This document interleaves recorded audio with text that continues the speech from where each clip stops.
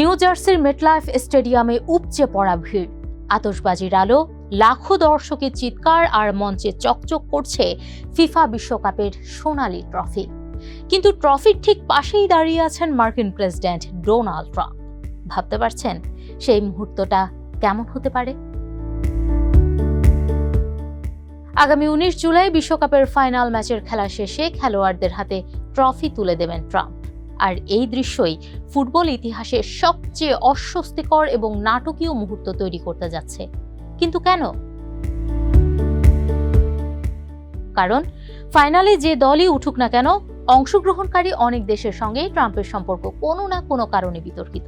কোথাও যুদ্ধ, কোথাও শুল্ক, কোথাও কূটনৈতিক দ্বন্দ্ব, আবার কোথাও প্রকাশ্য অপমান। ট্রাম্পের দ্বিতীয় মেয়াদের পররাষ্ট্রনীতি বিশ্বকাপের অংশগ্রহণকারী বহু দেশের সঙ্গেই টানাপোড়েন সৃষ্টি করেছে।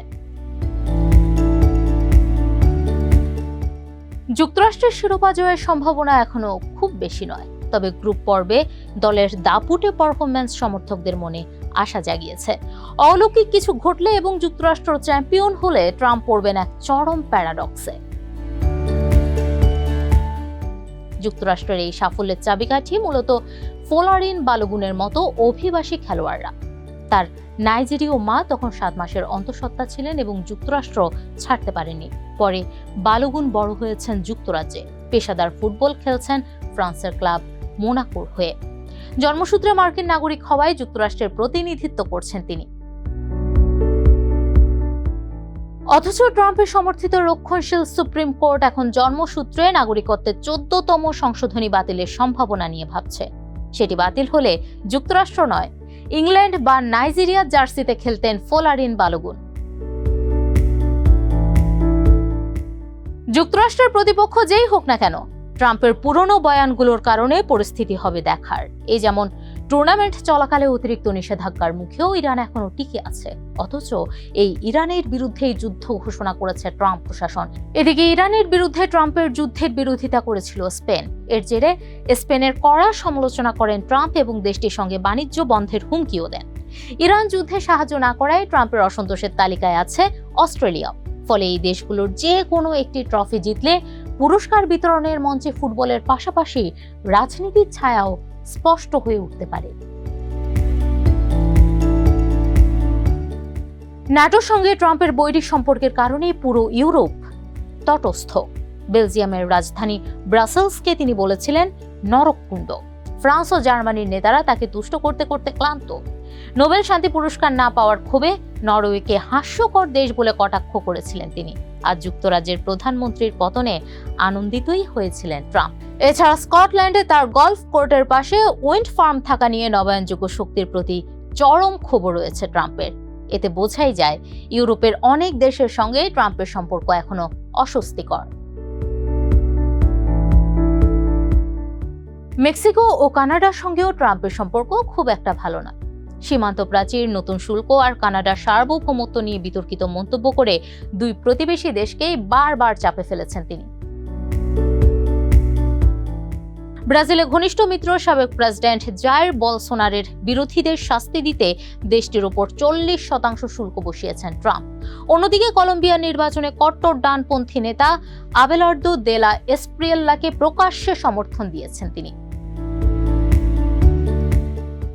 আর্জেন্টিনা, প্যারাগুয়ে ও ইকুয়েডরেও বিভিন্নভাবে প্রভাব বাড়ানোর চেষ্টা করছে ট্রাম্প প্রশাসন। আর্জেন্টিনাকে আর্থিক সহায়তা, প্যারাগুয়েতে ডেটা সেন্টার নির্মাণ এবং ইকুয়েডরে মাদক বিরোধী অভিযানে সহযোগিতা তারই অংশ। একই সময়ে পানামা খালের নিয়ন্ত্রণ ফিরে পাওয়ার ইচ্ছার কথাও প্রকাশ করেছেন তিনি।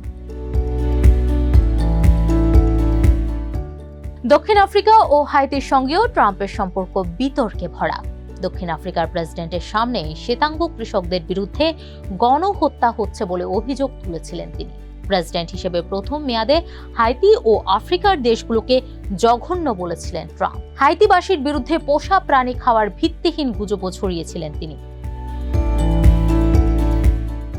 বাইডেন প্রশাসন আফ্রিকার সমকাম বিরোধী আইনের বিরোধিতা করলেও ঘানা ও সেনেগালের এলজিবিটিকিউ বিরোধী আইনের বিষয়ে নীরব থেকে পরোক্ষ মদত দিচ্ছে ট্রাম্প প্রশাসন।